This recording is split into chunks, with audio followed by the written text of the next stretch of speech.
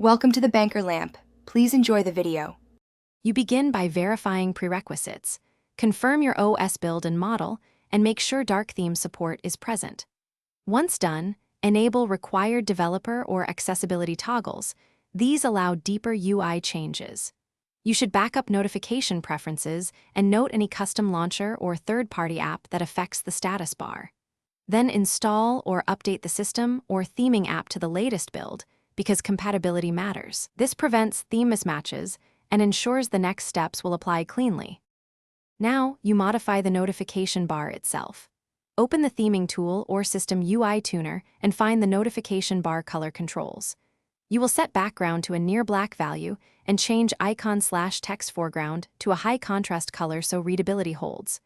Apply changes incrementally and immediately test with common apps, the lock screen, and notification shades.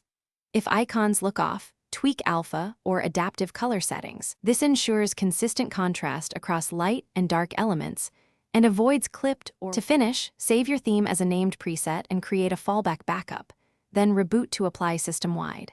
Make sure to scan for OEM or app-level overrides.